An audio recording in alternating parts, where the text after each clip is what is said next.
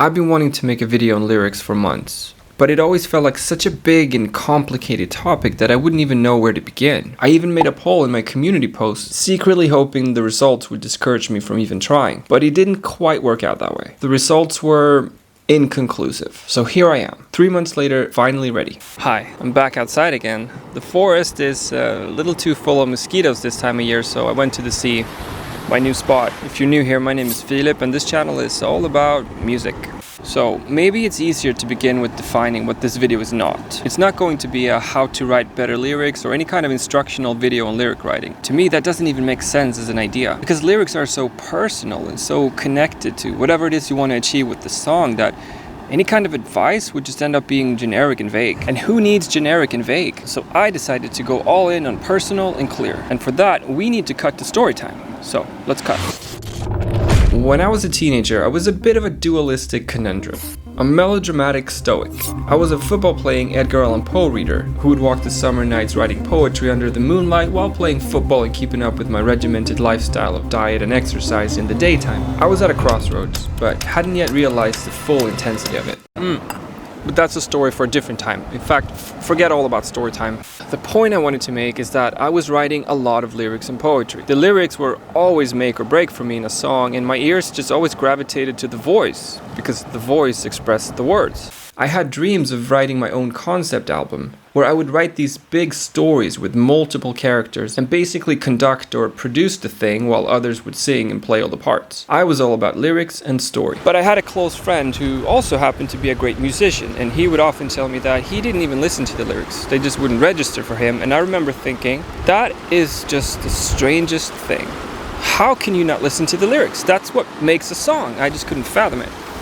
So that was me. Fast forward a few years and things are a bit more nuanced. It's still true that nothing moves me like powerful words to an emotional performance, but the obsession with lyrics has faded a lot. I don't listen to music the same anymore, for good and for bad. I often listen to learn and to be inspired, either by great production and sonic creativity, or by cool arrangements and compositions. I don't listen just to feel anymore, but when I do, I need powerful lyrics. That's what really gets to me, the words. There's something so intimate and vulnerable about the voice. That's a big reason why I decided to sing my own songs, despite lacking the ability to really do so. It feels more honest that way to me because they're my words, my emotions, my story, my fears, my pain, if you will. And now that doesn't mean I believe anything you sing about has to be this deep and heartfelt experience or feeling that you have.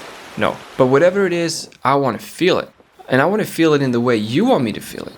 I don't care if you're flat, sharp, or if your voice cracks. I keep saying you, but you know what I mean. You as if I'm talking directly to the artist. Anyway, I promised something personal and clear in the beginning, so let me end this video with 2 examples of some of my favorite lyrics ever, and why. Because the why is everything, right? It's the part you just don't get to if you talk tricks and techniques and whatever else people try to sell. It's the emotion shared between people, the things we've gone through, the pain we carry, or joy and excitement so great we can hardly contain it. And that's what great lyrics are all about. Knowing you're not alone. No matter what you're going through, no matter how hard. Knowing that others have shared that pain, and others will, that we're in this together. It's true for the sadness, and it's true for the joy. And that's what music can do like nothing else that we have. Because no matter what the emotion is, there will be music for it. Music to dance to, music to mosh to, music to cry to, and music to fly to. Even music to die to. But I digress a bit. The first example I want to show is by Bonnie Prince Billy, and the song is called You Will Miss Me When I Burn. Let me read you the lyrics. When you have no one can hurt you. When you have no one can hurt you. In the corners there is light. That is good for you. And behind you, I have warned you, there are awful things. Will you miss me when I burn? And will you eye me with a longing? It is longing that I feel, to be missed or to be real. When you have no one can hurt you. When you have no one can hurt you. Will you miss me when I burn? And will you close the other's eyes? It would be such a favor if you'd blind them. There is absence, there is lack. There are wolves here abound. You will miss me when I turn around. Because remember earlier that behind him there were awful things, so turning around means to be back there once again among the dark thoughts. The things that aren't so good. And then after this we get one more round of when you have no one can hurt you. To me, this song is about the fear of never being loved or being worthy of love because you're not happy, because you hurt, and because you struggle to move to the light instead of back into darkness. So if you reject everybody, no one can reject you when you lose yourself. There will be no one to expect things from you or to judge you when you fail, no one to disappoint. But you don't want to be alone. You want to be loved, and you want to know that there will be people who care if you go away. Someone to pick you up again when you fall. The next song is written by Daniel Gildenlöv, the creative mastermind behind Pain of Salvation. The song is called Undertow, and let me read you the lyrics here. Let me go, let me go. Let me seek the answers that I need to know. Let me find a way, let me walk away through the undertow. Please let me go. Let me fly, let me fly.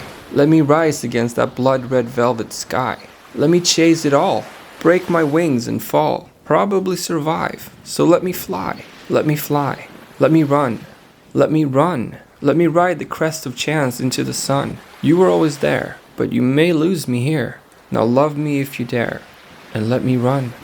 I'm alive and I'm true to my heart now. I am I. But why must truth always make me die? Let me break, let me bleed.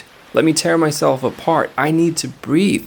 Let me lose my way. Let me walk astray. Maybe to proceed. Just let me bleed. Let me drain. Let me die. Let me break the things I love. I need to cry. Let me burn it all. Let me take my fall through the cleansing fire. Now let me die. Let me die. Let me out.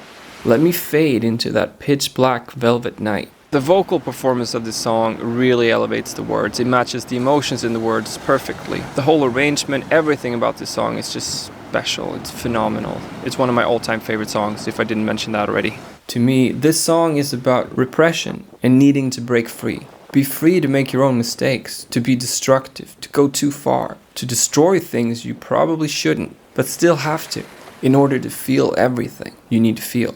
To be everything you haven't been.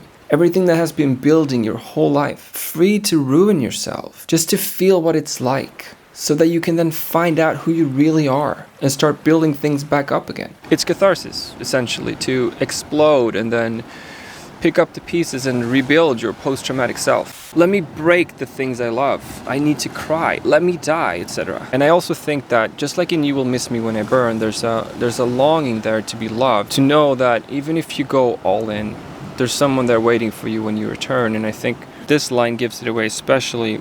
You were always there, but you may lose me here.